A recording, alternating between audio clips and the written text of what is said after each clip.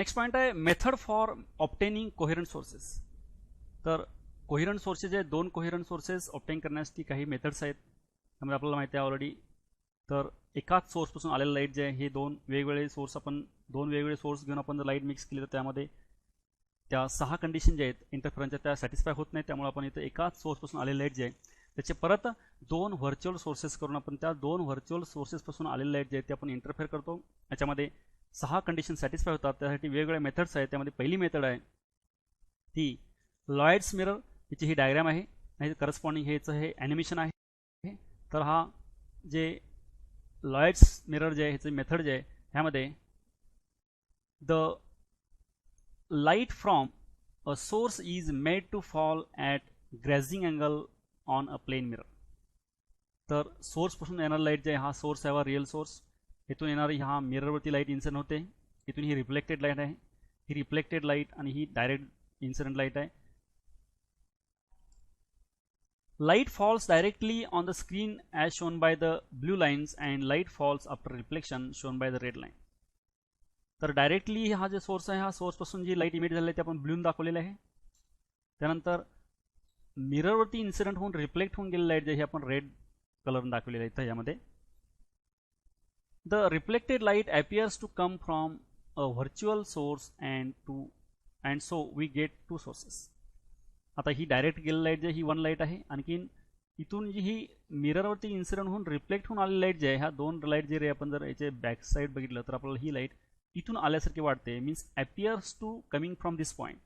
आपला इथून आल्यासारखी भासते वाटते पण ॲक्च्युली इथून आलेलं असतं लाईट हे आपल्याला दोन व्हर्च्युअल सोर्सेस इथं मिळतात. They are derived from a single source and hence are coherent. आता हे जे दोन्ही सोर्स जे आहेत हे या सिंगल सोर्सपासून डिराइव्ड झाले आहेत आणि दोन सोर्स आपल्याला इथे मिळाले आहेत आणि हे कोहेरंट आहे. आणि कोहेरंट जे आहे त्यानंतर हे जे दोन सोर्स आहेत हे इंटरफरन्सच्या 6 कंडिशन सॅटिस्फाय करतात आणि त्यामुळं इथं आपल्याला दोन्ही लाईट जे आहेत ह्या दोन्ही लाईट मिक्स झाल्यानंतर आपल्याला इथे इंटरफरन्स मिळतो. हे तिथं ह्याच्यामध्ये ॲनिमेशनमध्ये पण दाखवलेलं आहे. हा सिंगल रेज ऑफ लाईट आहे. हा डायरेक्ट सोर्स आलेला आहे. हा इथं मिररवरती पण इन्सिडेंट केलेला आहे. हा लेसर आहे. हा लेसर डायरेक्ट पण इथं इन्सिडेंट होतो आणि मिररवरती रिफ्लेक्ट होऊन पण लाईट जी इन्सिडेंट होते ह्या दोन्ही लाईट जे आहेत मिक्स होऊन आपल्याला इंटरफरन्स मिळतात. हा डायरेक्ट सोर्स आहे. तर सोर्स ह्याचा आणि इथं ही स्क्रीन आहे. ह्या स्क्रीनवरती आपल्याला इंटरफरन्स फ्रिंजेस मिळतात. ही पहिली मेथड आहे दोन व्हर्च्युअल सोर्सेस मिळण्यासाठी coherent sources Lloyd's mirror.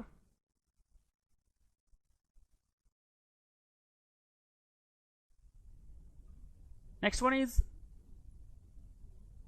Methods for obtaining coherent sources. आपण कोहेरंट सोर्सेस ऑप्टेन करण्याच्या वेगवेगळ्या मेथड आपण पाहत आहोत. त्यामध्ये पहिली मेथड आपण लॉयड्स मिरर पाहिलेलं आहे. ही सेकंड मेथड आहे फ्रेस्नल बायप्रिझम. आता आपण बायप्रिझम वापरून आपण इथं कोहेरंट सोर्सेस मिळवायचे. त्यामध्ये ही याची एक्सपेरिमेंटल डायग्राम आहे, अरेंजमेंट आहे बायप्रिझमची. हे करस्पॉन्डिंग ॲनिमेशन आहे. तर याच्यामध्ये a biprism is a prism with vertex angle of nearly 180 degree and refracting angle ranging from 30 minutes to 1 degree. आता या बायप्रिझमचे जे व्हर्टेक्सचा अँगल असतो हा व्हर्टेक्सचा अँगल जवळपास 180 डिग्री असतो. आणखीन अदर जे अँगल आहे तर रिफ्रॅक्टिंग अँगल हा रिफ्रॅक्टिंग अँगल आणखीन इकडचा हा रिफ्रॅक्टिंग अँगल ह्याच्यामध्ये हा इथं रिफ्रॅक्टिंग अँगल आहे आणि याच्यामध्ये इकडं हा रिफ्रॅक्टिंग अँगल आहे. हे रिफ्रॅक्टिंग अँगल जवळपास 30 मिनिट्स टू 1 डिग्री म्हणजेच काय हाफ डिग्री टू 1 डिग्री हे रेंजिंग असतं. आणि हा व्हर्टेक्सचा अँगल जे आहे हा 180 डिग्री जवळपास असतो. The refracting edge of the biprism is kept parallel to the length of the slit. आता ही जी रिफ्रॅक्टिंग एज आहे इथं ही रिफ्रॅक्टिंग एज आहे. ही रिफ्रॅक्टिंग एज ह्या स्लिटला पॅरलल ठेवलेलं असते. Monochromatic light from source is made to pass through the narrow slit S and fall on the biprism. आता monochromatic सोर्सची लाईट जी आहे ह्या स्मॉल नॅरो स्लिटमधनं ह्या बायप्रिझमवरती फॉल केलेले असते. The two virtual images S1 and S2 are coherent sources obtained from a single secondary source S. आता single secondary source जे हा सोर्सची लाईट ह्या बायप्रिझमवरती इन्सिडेंट झालेला आहे, रिफ्रॅक्ट होऊन पुढे गेलेलं आहे. आणखीन इथं आपल्याला दोन S1 आणि S2 जे आहेत हे दोन व्हर्च्युअल सोर्सेस जे आहेत कोहेरंट सोर्सेस ह्या S सोर्सपासून तयार झालेल्या आपल्याला इथं दिसतात. The two waves coming from S1 and S2 interfere and form interference fringes. आता दोन जे वेव्ह जे आहेत S1 पासून येणारी लाईट वेव्ह आणि S2 पासून येणारी लाईट वेव्ह ह्या दोन्ही वेव्ह मिक्स होऊन आपल्याला इथं शेडेड एरियामध्ये आपल्याला इंटरफेरन्सचा पॅटर्न मिळतो. ब्राईट डार्क फ्रिंजेस आपल्याला इथं पाहायला मिळतात. याच्यामध्ये बघा परत एकदा हा S1 single source of light आहे. हा सिंगल सोर्स ऑफ लाईटची ही लाईट वेव्ह ह्या बायप्रिझमवरती इन्सिडेंट होते.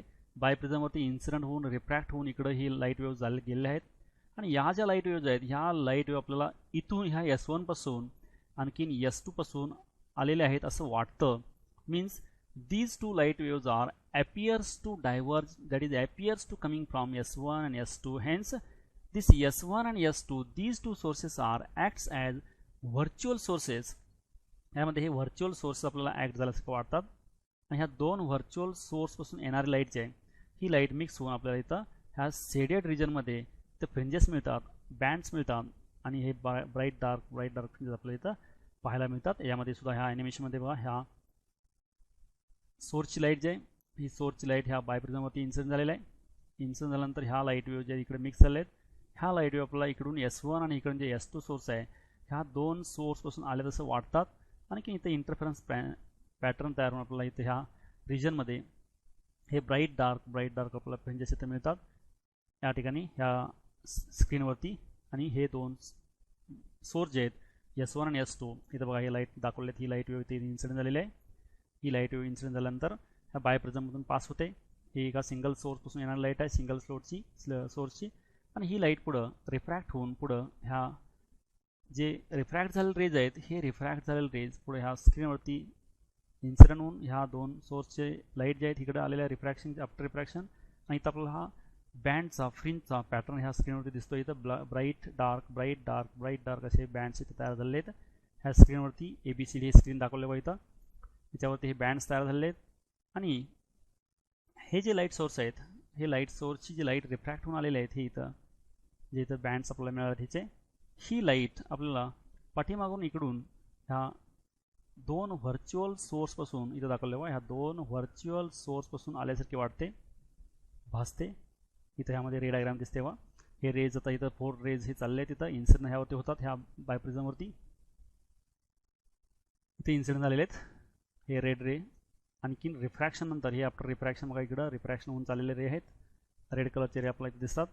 आणि हे रेड कलरचे रे आफ्टर रिफ्रॅक्शन इथं इंटरफेअर होऊन इथं इंटरफरन्सच्या फ्रिंजेस मिळतात. ह्या स्क्रीनवरती आपल्याला ब्राईट डार्क फ्रिंजेस ऑप्टेन होतात. इथं हे रेज आता इथं इंटरफेअर झालेले आहेत. Light coming from S1 source, light coming from S2 source. These two light waves mix together and interference takes place here.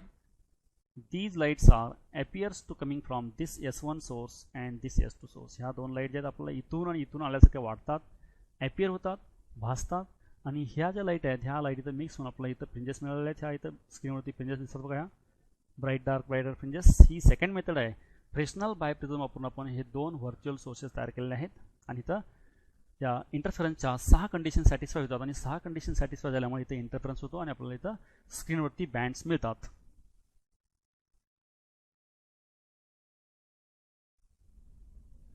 Next point is optical path. If the light wave travels in a distance delta x in vacuum, its phase changes by. जर light wave व्हॅक्यूममध्ये delta X एवढं distance travel केलं तर त्याच्यामध्ये झालेला phase change आहे हा phase change delta phi equal to K into delta X where K is omega by C. hence equation becomes omega delta x by c where k is equal to omega by c. This is the phase change if the wave travels delta x distance in vacuum. In case the wave is traveling in a medium having a refractive index n, its phase changes by. जर wave medium ज्याचा refractive index n आहे अशा मीडियममधून travel झाली तर त्या वेवचा change झालेला phase आहे हा phase delta phi dash equal to k dash delta x where k dash is omega n by c. Hence equation becomes omega n delta x by c and this n into delta x replaced by delta x dash. Hence omega delta x dash by c where delta x dash equal to n into delta x. This is the phase change by wave traveling in medium having refractive index n. If a path length of delta x in a medium of refractive index n is equivalent to path length of n into delta x in vacuum. तर delta x हे medium मधला path ज्याचा refractive index n आहे हा equivalent असतो की जो vacuum मध्ये n इंटू डेल्टा एक्स च्या पाथला इक्विव्हॅलंट असतो and where n into delta x is called the optical path traveled by the wave. आणि ह्या टर्मलाच n into delta x ला optical path traveled by the wave असे म्हणतात. Optical path in a medium can also be defined as the corresponding path in a vacuum that the light travels in the same time as it takes in a given medium. तर given medium मध्ये जेवढ्या time मध्ये light wave travel करते distance तेवढ्याच time मध्ये जे काय path जे काय डिस्टन्स व्हॅक्यूम मध्ये ट्रॅव्हल करते ते म्हणजेच ऑप्टिकल पाथ डिफरन्स असं ऑप्टिकल पाथ डिफरन्स असे म्हणतात त्याला. Now time is equal to distance upon velocity. This is well known equation. Now putting values, that is again time is equal to distance upon velocity, the same for medium as well as vacuum, that is distance in medium divided by velocity in medium, or distance in vacuum divided by velocity in vacuum. This is time. Now rearranging terms, take this distance in vacuum to this side and velocity in medium this side, then equation becomes distance medium divided by distance vacuum and velocity medium divided by velocity vacuum. That is here rearranging terms, distance vacuum divided by distance medium, velocity in vacuum divided by velocity in medium, and take this distance medium this side, that is the vacuum equal to distance velocity in vacuum divided by velocity in medium into distance traveled by wave in medium. This is known as optical path, and its optical path is nothing but this velocity in vacuum divided by velocity in medium is nothing but refractive index, hence this replaced by refractive index n, and d medium is as it is, hence optical path is equal to refractive index into distance traveled by wave in medium. Thus a distance d travel in a medium of refractive index n introduces a path difference. Now distance traveled by medium is d, then path difference is distance traveled by this vacuum is n into d minus d, that is difference distance traveled by wave in medium minus distance traveled by wave in vacuum. This difference is known as path difference. Then nd minus d, and putting this value, then this take this d common here, then d into bracket n minus 1 over a ray traveling equal distance through vacuum. This is path difference. If we introduce a transparent plate of thickness t and refractive index n in front of slit, then the optical path traveled, आपण दोन ज्या slit आहेत त्या दोन slit पैकी एका स्लिटला आपण जर एक ट्रान्सपरंट प्लेट ज्याचा थिकनेस स्मॉल टी आहे अशी प्लेट आणि ज्याचा रिफ्रॅक्टिव्ह इंडेक्स n आहे अशी प्लेट आपण जर त्याला कव्हर केली एका स्लिटला S1 आणि S2 पैकी दोन्ही स्लिट पैकी, तर ऑप्टिकल पाथ डिफरन्स जे आहे दोन्ही वेव्ह मध्ये ट्रॅव्हल झालेला ऑप्टिकल पाथ डिफरन्स जे आहे हा path difference n-1 into t इतका असतो. Next point is diffraction of light. What is diffraction? Now diffraction is phenomenon in which light bends near a edge of obstacle and spreads into its geometrical shadow. तर generally आपल्याला माहिती आहे की light always travels in straight line. This is known as a rectilinear propagation of light. But light bends in certain conditions. Now this condition is if obstacle or slit width is comparable to wavelength, then light bends near that obstacle. That is light bends near obstacle or edge and spreads into its geometrical shadow. त्याच्या geometrical shadow च्या साइडला ती bend होते light. जर त्या एजची किंवा ऑब्स्टॅकलची किंवा स्लिटची विड्थ जी आहे ही लाईटला कंपॅरेबल असेल त्यावेळी लाईट ही बेंड होऊ शकते आणि ह्या फेनॉमेनॉला आपण डिफ्रॅक्शन असं म्हणतो. There are two types of diffractions, Fresnel and Fraunhofer diffraction. दोन प्रकारचे डिफ्रॅक्शन्स आहेत, फ्रेशनल आणि फ्रॉनऑपर. त्यामध्ये पहिलं जे आहे फ्रॉनऑपर diffraction. In Fraunhofer diffraction, if the distance between the source of light, obstacle or slit and the screen are very large, the diffraction is called Fraunhofer diffraction. त्यामध्ये source of light आणि obstacle आणखीन obstacle आणि screen याच्यामधलं distance जे आहे हे very large असतं Fraunhofer डिफ्रॅक्शनमध्ये. The wavefront incident is plane wavefront. तर यामध्ये इन्सिडंट वेवफ्रंट ही प्लेन वेवफ्रंट असते फ्रॉनॉपरमध्ये. If the for this the source of light at the focus of a convex lens so that the plane wavefront is incident on the obstacle, and another convex lens is used on the other side of the obstacle to make pattern visible on the screen. तर आपण plain wavefront जे ही plane wavefront मिळण्यासाठी आपण convex लेन्सच्या फोकसला आपण source ठेवायचा, आणखी त्यातून जी light emit होईल ती पॅरल असेल आणि त्यामुळे आपल्याला प्लेन वेवफ्रंट मिळेल आणि ही प्लेन वेवफ्रंट आपण ऑब्स्टॅकलवरती स्लिटवरती इन्सिडेंट होईल. आणखीन इन्सिडेंट झाल्यानंतर जे पॅटर्न मिळण्यासाठी हे लॉंग डिस्टन्स पॅटर्न जे असतो हे कमी अंतरावर आपल्याला पॅटर्न मिळण्यासाठी प्रत्येक आपण लेन्स टाकून आपण स्मॉल डिस्टन्सला आपण स्क्रीनवरती हिची इमेज मिळवू शकतो. फ्रॉनॉपर डिफ्रॅक्शनमध्ये हे जे फ्रॉनॉपर डिफ्रॅक्शनचे काही इम्पॉर्टंट पॉईंट्स आहेत. Next one is fractional diffraction. In this fractional diffraction, in this case the distances are much smaller and the incident wavefront is either cylindrical or spherical depending upon the source. A lens is not required to observe the diffraction pattern on the screen.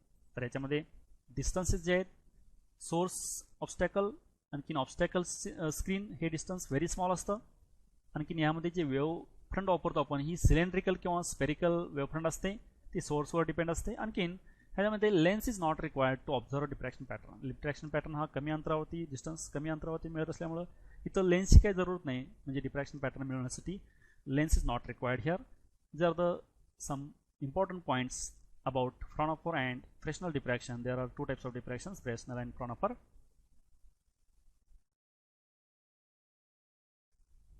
Next point is experimental setup for Fraunhofer diffraction. आता आपण दोन टाईपचे diffraction already पाहिलेले आहेत, fractional diffraction आणि फ्रॉनॉपर diffraction. त्यामध्ये आपण फ्रॉनॉपर diffraction जे आहे हे इन डिटेल आपण स्टडी करायचं येतं. ह्याच्यासाठी हा फ्रॉनॉपर डिफ्रॅक्शन जे आहे ह्याचं एक्सपेरिमेंटल सेटअप आहे, ह्याचं ॲनिमेशन आहे फ्रॉनॉपर डिफ्रॅक्शनचं. नाव a monochromatic source of light S at the focus of the converging lens, so the emerging beam will be plane parallel and plane wavefront. आता इथं हा सोर्स आहे मोनोक्रोमॅटिक सोर्स एस. याची डायव्हर्जन बीम जे आहेत हे डायव्हर्जन बीम ह्या convex लेन्सवरती इन्सिडेंट केले आहेत आणि कॉन्व्हेक्स लेन्सवरती इन्सिडेंट होण्यातून जे रिफ्रॅक्ट होऊन जे रे इमिट झाले आहेत हे पॅरलल बीम ऑफ लाईट आहे. हे एकमेकाला रेज पॅरलल आहेत. इथं हे डायरेक्ट रेज तेवढे जिथे ह्या ॲनिमेशनमध्ये दाखवले, तिथं हे लेन्स दाखवलेले नाही, पण इकडे एक लेन्स आहे. लेन्सवरून जे पास होऊन जे रे आले आहेत हे पॅरल बीम ऑफ लाईट आहे. आणि हा पॅरल बीम ऑफ लाईट ही प्लेन वेवफ्रंट असते आणि ही प्लेन वेवफ्रंट आपण ह्या स्लीटवरती, इथं पण स्लीट आहे, ह्या स्लीटवरती इन्सिडेंट केलं, इथं पण स्लीट आहे, ह्यावरती इन्सिडेंट केलं आहे. These are incident on the diffracting slit. आता हे पॅरलल जे बीम ऑफ लाईट आहे, हा पॅरल बीम ऑफ लाईट हा इन्सिडेंट डिफ्रॅक्शन स्लीट जे आहे, तर स्लीट आहे, ह्या स्लीटवरती हे rays parallel beam of light rays हे इन्सिडेंट झाले आहेत. Immersion beam is incident on another converging lens that focus the beam on a screen. आता हा पण डिफ्रॅक्शन झाल्यानंतर जे बाहेर पडला बीम आहे हा पॅरल बीम आहे. हा बीम जे आहे पॅरल बीम इन्फायनाइट डिस्टन्सला मीट होतो किंवा इंटरफेअर होतो, म्हणून आपण ते इमिडिएटली कमी डिस्टन्सवरती इमेज मिळण्यासाठी आपण इथे कॉन्व्हेक्स लेन्स टाकलेले आहे आणि हा पॅरल बीम ह्या कॉन्व्हेक्स लेन्सवरती पडल्यानंतर कॉन्व्हर्जन होतो. कॉन्व्हर्जन होऊन आपला इथं एका ठिकाणी ह्या ठिकाणी इमेज मिळते स्क्रीनवरती. असे वेगवेगळ्या डिफ्रॅक्शनचे वेगवेगळ्या ठिकाणी इमेज मिळतात. इथे ॲनिमेशनमध्ये पण आहे. हा पॅरल बीम आपण लेन्सवरती इन्सिडेंट केल्यानंतर कॉन्व्हर्जनला इथे इमेज मिळालेले आहे. In the case of the circular aperture, S is the point source and the lens are biconvex. आता इथं हा सर्क्युलर ॲपर्चर आहे आणि S हा पॉईंट सोर्स आहे आणि लेन्स ही बायकॉन्वेक्स लेन्स आहे. For linear elements like slit focus image is also linear. जर आपण इथं स्लीट जे आहे ही लिनियर वापरली तर इमेज पण लिनियर मिळते. हे आपण सर्क्युलर जर वापरली तर सर्क्युलर मिळते ह्या इमेज ह्या स्क्रीनवरती.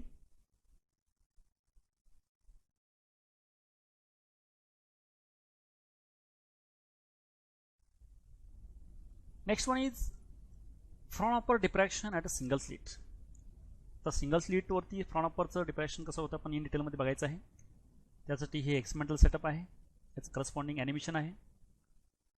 Now the cross section of the plane wavefront YY dash incident on a single slit of with AB. AB ही सिंगल स्लीट आहे. ह्या सिंगल स्लीटवरती प्लेन वेवफ्रंट जे आहे YY डॅश इकडून आलेली ही प्लेन वेवफ्रंट ह्या स्लीटवरती इन्सिडेंट झालेले आहे. The plane wavefront reaches the slit. Each slit element becomes the secondary source of cylindrical wavefront responsible for diffraction in all possible directions. तर या स्लीटवरची प्रत्येक स्लीट जी आहे ही प्रत्येक slit acts as secondary source of light. आणखीन हा source of cylindrical wavefront होतो. आणखीन responsible for diffraction in all possible direction. इथून जे वेव बाहेर पडेल हे ऑल पॉसिबल डायरेक्शनमध्ये बाहेर पडते आणि त्याच्यामध्ये डिफ्रॅक्शन होत असतं. A cylindrical lens kept near to the slit converges the emergent beam onto the screen kept at focus f equal to d. आता इथे एक कॉन्वर्जन लेन्स ठेवलेला आहे. हे कॉन्वर्जन लेन्स हे पॅरल बीम जे आहे हा पॅरल बीम कॉन्वर्ज करून हा इथं एक ठिकाणी या स्क्रीनवरती इमेज फॉर्म होते आणि हा स्क्रीन जे आहे इथून ह्या फोकसला ठेवलेल्या आहे ह्या लेन्सच्या. That is f equal to d. f means focus of this lens, focal length, and d means distance between lens and this screen, that is f equal to d here. Rays parallel to the axis, all these arrive to P naught with the same phase and produces constructive interference at P naught. आता P naught जे आहे इथं येणार rays आहेत coming from this edge A to P naught and B to P naught किंवा हे बाकीचे रे असतील ह्या सर्व रेज आहेत हे इन फेजमध्ये असतात कारण distance travel by A to P naught and distance traveled by B to P naught, this distance is same, hence there is no path difference, no phase path difference in between these two waves. If there is no path difference, then constructive interference takes place. If constructive interference takes place, then the central point is bright point. Bright fringe will form at the center. इथं in phase मध्ये wave mix होतात. ए पासून आलेली wave P नॉटला आणि बी पासून आलेली P नॉटला दोन्ही distance समान आहे. समान डिस्टन्समुळे इन फेज असते wave. In phase wave mix झाल्यामुळे इथं कन्स्ट्रक्टिव्ह इंटरफरन्स होतो आणि कन्स्ट्रक्टिव्ह इंटरफरन्समुळे इथं ब्राईट स्पॉट तयार होतो. म्हणजे ऑलवेज सेंटरला P नॉटला ब्राईट स्पॉट तयार होतो. इथं ॲनिमेशनमध्ये पण तेच आहे. इथून ए पासून आलेली वेव्ह इथं P नॉटला, बी पासून आलेली P नॉटला वेव्ह सेम डिस्टन्स ट्रॅव्हल झाल्यामुळं इथं आपल्याला कन्स्ट्रक्टिव्ह इंटरफरन्समुळे इथं आपल्याला ऑलवेज इथं सेंटरला ब्राईट स्पॉट मिळतो.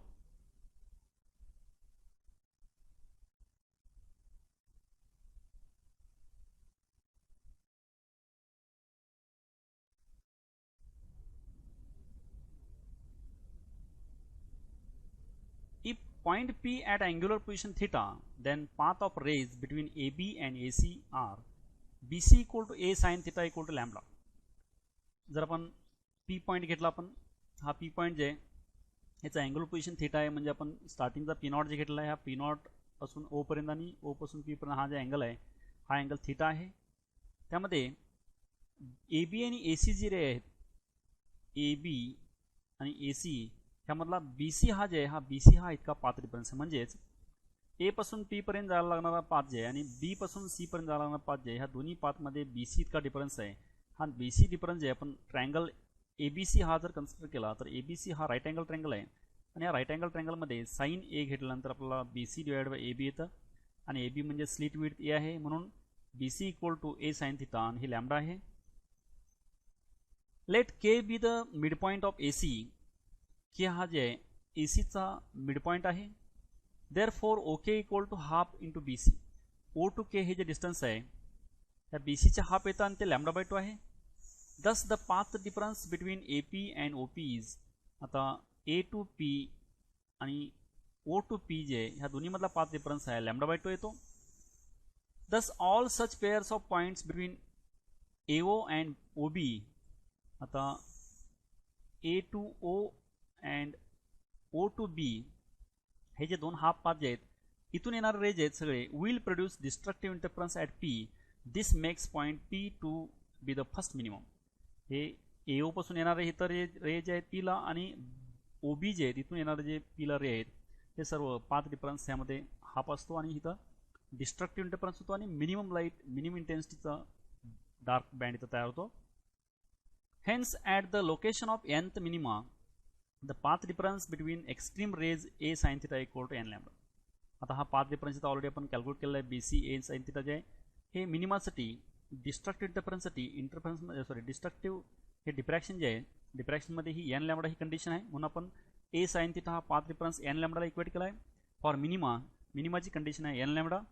Similarly for maxima the path difference between extreme rays at nth maxima is, हा nth मॅक्झिमा जे आहे मॅक्झिमासाठी कंडिशन आहे हा A sine theta path difference आपण n प्लस हाफ लॅम्बडाला इक्वेट केला आहे. म्हणजे मिनिमासाठी n लॅम्बडा आहे आणि मॅक्झिमासाठी n प्लस हाफ लॅम्बडा आहे. A साइन थिटा हा पाथ डिफरन्स आहे, तिथं ॲनिमेशनमध्ये पण दाखवलेला आहे. Pला गेलेला रेज आहे A पासून P पर्यंत आणि B पासून P पर्यंत हा इतका पाथ डिफरन्स आहे BC आणि तो जर आपण मिनिममला कंडिशनला इक्वेट केला तर डार्क असतं. हा मॅक्झिमाची कंडिशन आहे इथं n लॅम्बडा प्लस हाफ. हे सेंट्रलला ब्राईट असतं ऑलवेज कारण हे डिस्टन्स A पासून O पर्यंत आणि B पासून O पर्यंत इक्वल असतं. ए पासून पी पर्यंत आणि बी पासून पी पर्यंत ह्या डिस्टन्समध्ये फरक आहे, डिफरन्स आहे. मग तो डिफरन्स जर इतका आला एन लॅम्बडा तर हे मिनिमम आहे, आणि तो एन प्लस हाफ लॅम्बडा आला तर तो मॅक्झिमम असतो. आपण ते मिनिमम मॅक्झिममला इक्वेट करून आपण ब्राईट अँड डार्कची तर कंडिशन सॅटिस्फाय केलेली आहे. Now path difference condition is sin theta equal to a sin theta equal to n lambda. Here if sin theta approximately equal to tan theta, when theta is very small, then again equal to theta. Now using this tan theta in this equation, now tan theta, this is the right angle triangle. In this right angle triangle, tan theta is opposite side divided by this adjacent side. This opposite side is, this is y, and this is d, that is f equal to d. Hence this y by d, theta equal to, where y is the distance of point P on the screen from the central bright point. आता सेंटरचा bright point आहे, इथून ह्या P पॉइंटचा distance हे y आहे. The screen being at distance capital D from the diffraction element. आता हे capital D वरती स्क्रीन आहे. Next, thus the nth dark point on either side of the central bright point. आता central ब्राईटच्या इकडे ह्या साईडला किंवा ह्या साईडला आयदर साईडला n नंबरचा ब्राईट जे आहे, सॉरी डार्क, हा डार्क किती अंतरावरती डिस्टन्स तयार होतो, तो nth डार्क आपल्याला काढायचा आहे. nth डार्क काढण्यासाठी आपण थीटा nth डार्क म्हणून आपण थीटा nd लिहिलाय. थीटा अँगल काढायचा आपल्याला. अँगल म्हणजे हा जे अँगल आहे या सेंटर पासून किती अँगल वरती n नंबरचा डार्क तयार होईल, हा अँगल आपल्याला बघायचा आहे. Theta nd n angle nth dark, म्हणजे आपण ynd बाय कॅपिटल डी, इथं थीटाची इक्वेशन आहे, theta equal to y by D. Hence आपण ते nth डार्क म्हणून आपण ynd nth dark divide by capital D. But this condition is theta, this we can write is for bright dark condition n lambda by a, equating this for dark condition n lambda by a. Diffraction मध्ये मिनिममची condition जे आहे, डार्कची condition जे आहे n lambda by a येते, कारण a sine theta equal to n lambda येतं. आपण इथं साइन थिटाच्या ऐवजी आपण थिटा घेतलं, a इकडे आणल्यानंतर theta equal to n lambda by a येतं.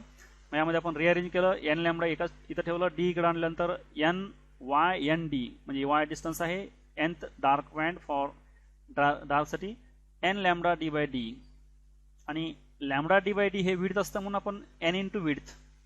दिस is the distance of nth dark band from central bright band. Central bright band पासून n नंबरचा डार्क हे yn डिस्टन्स येतं, म्हणजे ह्या सेंटरच्या ब्राईट पासून n नंबरचं जे डार्क आहे किती अंतरावरती हे yn येतं. Also at the nth bright point on either side of the central bright point. आता ह्या n च्या ब्राईट पासून इकडचा ब्राईट, पहिला ब्राईट असेल, दुसरा ब्राईट असेल, असे सगळे अल्टरनेट डार्क ब्राईट आहेत. तर n नंबरचा ब्राईट ह्या सेंटरच्या ब्राईट पासून किती अंतरावर असतो ते आपण बघायचं आहे. परत ते इक्वेशन, सेम इक्वेशन इथं nth डार्कच्या ऐवजी आपण थीटा nth ब्राईट घेतलं, इथं सेम इथं theta equal y by D ह्या इक्वेशन आपण theta equal y by D घेतलंय, म्हणून आपण nth ब्राईटसाठी म्हणून आपण nth ब्राईटसाठी इथं फक्त सफिक्स चेंज केलेला आहे. मग ब्राईटची कंडिशन जी आहे n plus half lambda by a, तर ब्राईटची कंडिशन इक्वेट केली. हे आपण yn बी एका साईड ठेवलं, d इकडे आणल्यानंतर मल्टिप्लाय झाल्यानंतर n plus half into lambda d by d, and this lambda d by d is nothing but width, hence n plus half into width. This is the distance of nth bright from center bright. सेंटरच्या bright पासून n नंबरचा bright, म्हणजे पहिला bright असेल, दुसरा bright असेल, तिसरा bright असेल, किती अंतरावर असतात ब्राईट्स हे डिस्टन्स आपण इथं यावरून काढू शकतो. n हे नंबर ऑफ ब्राईट बँड असेल. Width of the central bright fringe, सेंटरची जी ब्राईट फ्रिंज तयार होते त्या सेंटरच्या ब्राईट फ्रिंजची विड्थ आहे, ही विड्थ 2 टाइम्स y1d. 1 नंबरचा डार्क जे आहे आणि सेकंडचा डार्क, ह्या दोन्हींचा डार्कचा आपण डिस्टन्स ॲड केलं तर आपल्याला सेंटरची विड्थ मिळते, म्हणून 2 टाइम्स y1d. फर्स्ट नंबरचा डार्क हे y एन डीच्या ठिकाणी फर्स्ट नंबर डार्क हे 2w, that is 2 into lambda d by a. इथं हिची किंमत आहे, एनची किंमत 2 टाकले पण इथं, त्यामुळे lambda d by d he central bright band ज्या सेंट्रल ब्राईट बँडची विड्थ आहे. या इक्वेशन आपण सेंट्रल ब्राईट बँडची विड्थ काढू शकतो. यंगचा डबल स्लिट एक्सपेरिमेंट जे आहे ह्यामधलं आणखीन डिफ्रॅक्शन जे आहे, फ्रॉनॉपर डिफ्रॅक्शन, या दोन्हीमध्ये आपण डिफरन्स पाहायचा आहे, कंपॅरिझन करायचं आहे. त्यासाठी आपण फर्स्ट हा टेबल पहा. Now in this case these are the physical quantities. This is for Young's double slit experiment and this is for diffraction column. Now first difference is fringe width W. This in case of interference W equal to lambda capital D upon small d, where lambda is wavelength of light used, capital D is source screen distance, small d is distance between two slits or two virtual sources. And in case of diffraction, W equal to lambda capital D by A. Here A is slit width except for the central bright fringe. हा central bright fringe सोडून आपण बाकीच्या bright फ्रिंजला width करण्यासाठी हा equation आपण वापरू शकतो. Next आहे nth ब्राइट फ्रिंजचा difference for interference and diffraction. First one is phase difference delta between extreme rays. दोन एक्स्ट्रीमचे रेज आहेत, ह्या दोन रे मधला असणारा phase difference for interference n × 2π असतो and for diffraction n + ½ × 2π. Angular position theta for interference n × λ/d and for diffraction n + ½ × λ/d. Path difference delta x between extreme rays, दोन extreme rays मधला path difference n λ for interference and n + ½ × λ for diffraction. Distance from the central bright spot y n × λ/d/d. nw, this is for interference, and for diffraction n + ½ × λ capital D by A, and this is equal to nw. Now next for nth dark fringe. nth dark fringe साठी परत difference आहेत. पहिला difference आहे phase difference delta between extreme raise.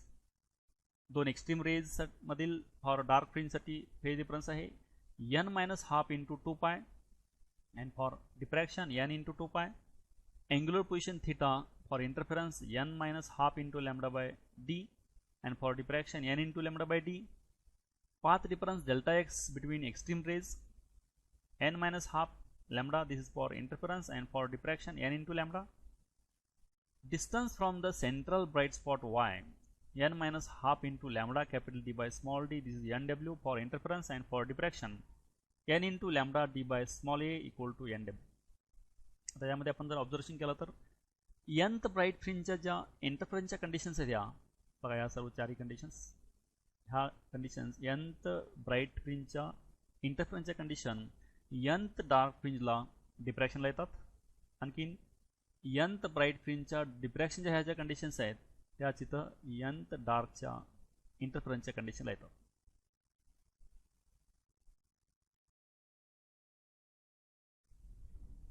Next one is double slit diffraction pattern. Now there are narrow interference fringes similar to those in Young's double slit experiment, but of varying brightness, and shape of their envelope is that of the single slit diffraction pattern.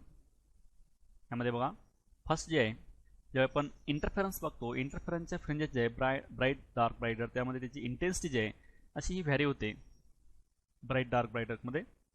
आणखीन only single slit diffraction जे असेल, only single slit डिफ्रॅक्शनमध्ये हा central maxima आहे, brightness जास्त आहे, त्यानंतर कमी होत असतं ब्राईटनेस हे बोथ साईडला. ह्याची इंटेन्सिटी ॲज वेल ॲज विड्थ ही व्हॅरी होत जाते. ह्याची सेंट्रल ब्राईटनेस हा जास्त आहे आणि विड्थ पण जास्त आहे, नंतर ब्राईटनेस कमी झाला, विड्थ पण कमी झाला, अशी बोथ साईडला इंटेन्सिटी ॲज वेल ॲज ब्राईटनेस हे कमी होत जातो सिंगल स्लिट डिफ्रॅक्शनमध्ये. आणि हे डबल स्लिट इंटरफरन्स जे आहे त्यामध्ये हे ॲम्प्लिट्यूड आणखीन ब्राईटनेस हा सेम असतो, कॉन्स्टंट असतो. आणखीन आपण नेक्स्ट डबल स्लिट डिफ्रॅक्शन जे आहे, डबल स्लिट डिफ्रॅक्शनमध्ये त्यामध्ये हे इंटरफरन्स होऊन आपण नेक्स्ट हे रिझल्टंट जे आहे, हे रिझल्टंट हे इंटरफरन्स असतो, असा डिफ्रॅक्शन असतो. आणि सेंट्रल हा मॅक्झिमा आहे, परत हे मिनिमा आहे, ह्याची विड्थ पण जास्त आहे, इंटेन्स पण जास्त आहे, इकडे विड्थ पण कमी आहे, इंटेन्स पण कमी आहे. तर ए डायग्राम जे ही यंग्स डबल स्लिट इंटरफरन्स आहे, हा यंग्सचा डबल स्लिट इंटरफरन्स आहे. बी आहे सिंगल स्लिट डिफ्रॅक्शन, हे सिंगल स्लिटचं डिफ्रॅक्शन आहे. आणि सी जे आहे हे डबल स्लिट डिफ्रॅक्शन आहे, हे डबल स्लिटचं डिफ्रॅक्शन आहे. ह्याची एनवलप जे आहे ह्या इंटरफरन्ससारखी असते, ह्याची एनवलप जे आहे ही डिफ्रॅक्शनसारखी आहे. डबल स्लिटची आहे ना, त्यामध्ये इंटरफरन्स पण झालेला आहे, डिफ्रॅक्शन पण झालेलं आहे. इंटरफरन्स जे आहे ना सेंट्रलचे मिनिमम मॅक्झिमा आहेत आणि डिफ्रॅक्शनचा हे एनवलप आहे इथं.